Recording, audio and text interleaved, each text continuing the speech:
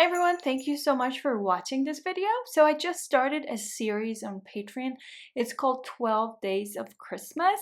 This is where I share classes and 12 different cards. So you'll get to create Christmas cards for your family and friends.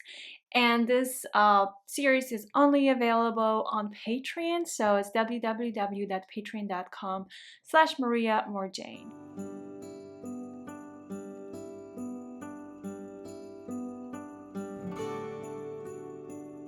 If you feel like colors are turning into green, because that can happen, blue plus yellow turns into green, then clean your brush quickly and start over, like grabbing the colors again on your brush. So more of that phthalo blue, and as you see, I'm not going all the way to the end here, to the edge of the snowman. I'm leaving this part as light as I can. One thing I should have done, and it's too late for me, maybe it's not late for you, is to add a little more to the shadow here. You know, it's still wet. I may as well add a little bit. It's just the indigo. So, for example here, whatever you can see shadows, when you take a look at these marshmallows, you will notice that they are not like perfectly white. What's reflecting over it is actually the chocolate, the color of the chocolate, the cocoa powder, or colors from the mug. So here we do want the highlights, so we definitely don't want to lose the highlights. So here's this version from the class, and there's my test piece. I painted this test piece so much faster, and I actually like this one better. Along the sketch line on the inside, so you have more highlights. For the red part, we're gonna paint this once everything dries, and then we're gonna focus on rewetting just this section here above the house, and we're gonna start working with the reds. I'm gonna use quinacridone red, pearl red, and we're gonna get closer toward the house. And then here, this is gonna be the area that we're gonna keep as light as possible, just with this nice glowy yellow. Now, if for some reason you lost some highlights, remember you have a stiffer brush, smaller brush, so you can use it to lift a little bit. I suggest to really wipe it on a towel if you need to lift.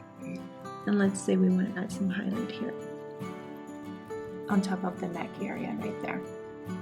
This is a damp brush. You clean your brush, wipe it on a towel, and then you lift the colors.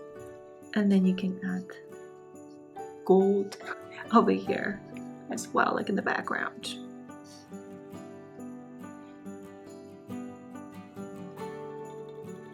I'm good with it. Oh, actually, you know what?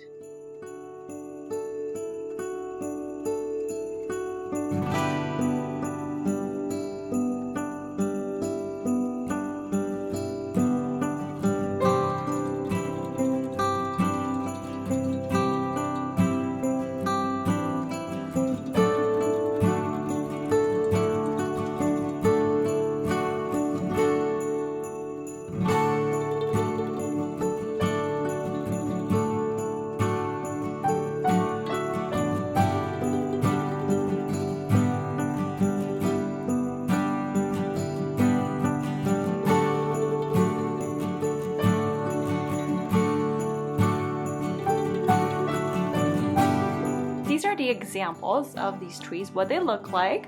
So the first wash is very light, and this is the brush that I am using. This is actually a full class that's available on Patreon. So it's important to blend your colors on the paper instead of your palette, so you can see the separation of colors, so that blue has different shades, so it's not just cobalt blue, or let's say you mixed the colors perfectly on a palette.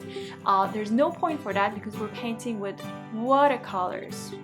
Now use the pointy part again of the brush, the tip of your brush, as you keep moving down, and the ratio between water and paint should be somewhere between water to milk-like ratio, and I'd say even go with water, something that feels like water, so way more diluted paint with water.